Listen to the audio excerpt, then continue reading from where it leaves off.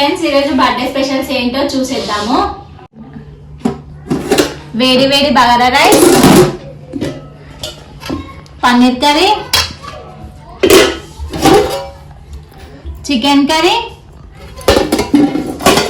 chicken pakodi,